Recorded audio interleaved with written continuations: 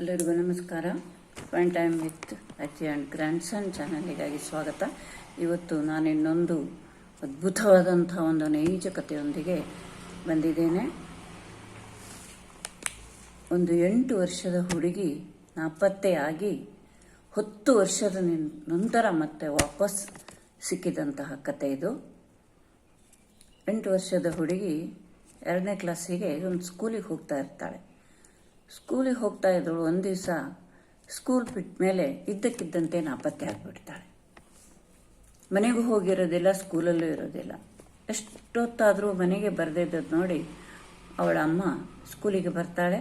ಸ್ಕೂಲಿಗೆ ಬಂದು ವಿಚಾರ ಮಾಡ್ತಾಳೆ, ನನ್ನ ಮಗಳ ಮನೆಗೆ ಬರಲಿಲ್ಲ ಯಾಕೆ ಅಂದರೆ ಸ್ಕೂಲ್ನಿಂದ ಒಂದು ಸ್ವಲ್ಪ ದೂರದಲ್ಲಿ ಅವಳ ಮನೆ ಇತ್ತು. ಹೀಗಾಗಿ ಅವಳು ದಿನಾಲು ಒಬ್ಬಳೇ ಹೋಗಿ ಬಂದು ಮಾಡ್ತಾಯಿದ್ಲು. ಆವಾಗ ಕೇಳಿದಾಗ ಟೀಚರ್ ಹೇಳ್ತಾರೆ, ಇಲ್ಲ ಅವಳು ಆವಾಗಲೇ ಸ್ಕೂಲ್ ಬಿಟ್ಟು ಕೂಡಲೇ ಹೋಗಿದ್ದಾಳೆ ಅವಳು ಅಂತ.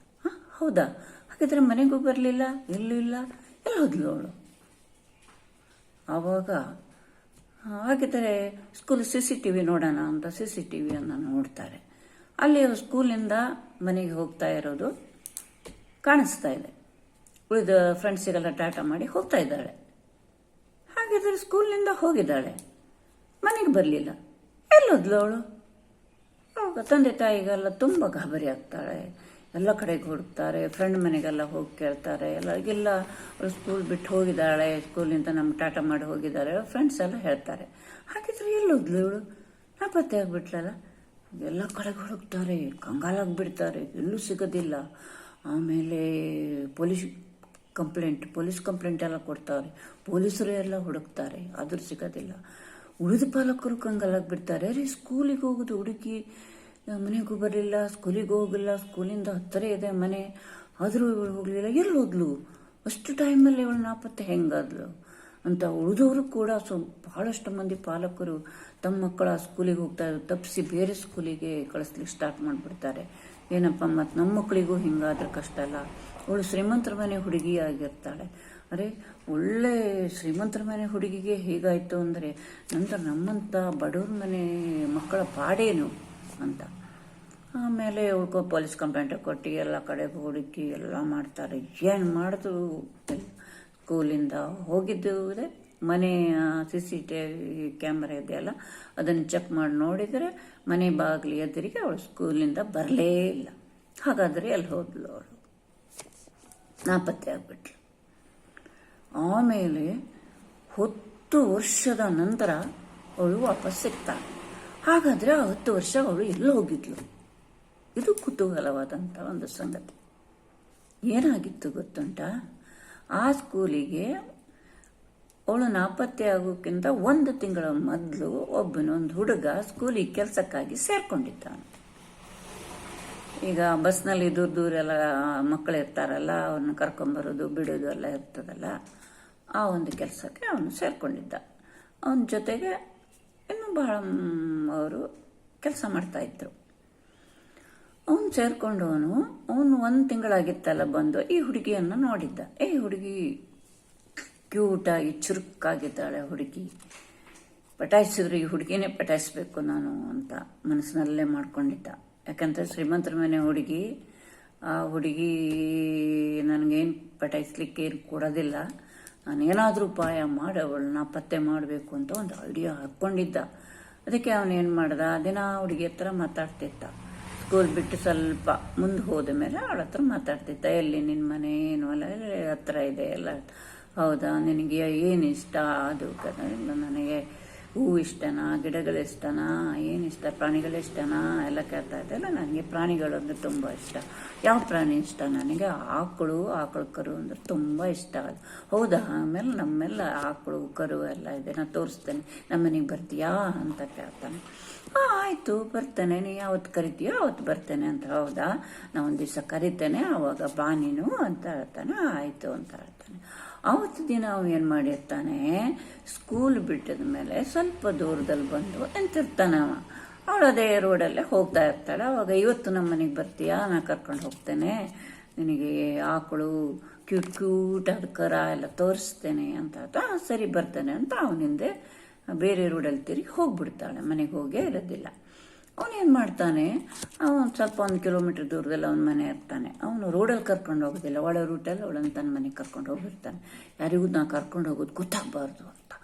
ಅವನು ಮನೆಗೆ ಹೋಗಿ ಅವಳನ್ನು ಒಂದು ರೂಮಲ್ಲಿ ಕೂಡ ಹಾಕ್ಬಿಡ್ತಾನೆ. ಮತ್ತೆ ಹೆದರ್ಸ್ತಾನೆ, ನೀನು ಎಲ್ಲಾದರೂ ಕೂಗಿ ಅಥವಾ ಯಾರನ್ನಾರು ಕರೆದು ಏನಾದ್ರು ಮಾಡಿದರೆ, ಬಾಗಿಲು ಬಡಿದು ಏನಾದ್ರು ಮಾಡಿದ್ರೆ ನೀನನ್ನು ಕುತ್ತಿಗೆ ಹೆಚ್ಚಿ ಕೊಂದೋಗ್ಬಿಡ್ತೇನೆ ಅಂತ ಹೆದರ್ಸಿರ್ತಾನೆ. ಅವಳು ಹೆದರೋಗ್ಬಿಡ್ತಾಳೆ. ಒಮ್ಮೆ ಅವಳಿಗೆ ಹೆದರಿಸಿ ಕುತ್ತಿಗೆ ಹೆಚ್ಚಿಕ್ಲಿಕ್ಕೆ ಹೋದಂಗೆಲ್ಲ ಮಾಡಿ ಎಲ್ಲ ಮಾಡಿರ್ತಾನೆ. ಅವಳು ಹೆದರಿ ರೂಮ್ನಲ್ಲಿ ಸುಮ್ಮನೆ ಕುತ್ಕೊಳ್ತಾಳೆ. ಇನ್ನು ದಿನ ಅವಳಿಗೆ ತಿಂಡಿ ಗಿಂಡಿ ಮಾಡೋದು, ಊಟಕ್ಕೆಲ್ಲ ಮಾಡಿ ರೂಮಿಗೆ ತಗೊಂಡು ಕೊಡ್ತಾನೆ.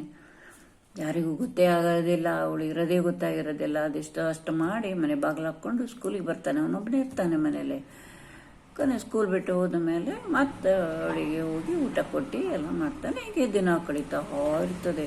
10 ವರ್ಷ ಕಳೆದು ಹೋಗ್ಬಿಡ್ತದೆ. ಹಿಂಗೆ ಅವಳನ್ನು ಎಲ್ಲೂ ಕರ್ಕೊಂಡು ಹೋಗಿರೋದಿಲ್ಲ. ಅವಳೊಂದು ಕೋಣೆಯೊಳಗೆ ಕುಂತಿ ಒಂಥರ ಮಂಕ ಆಗಿಬಿಡ್ತಾಳೆ.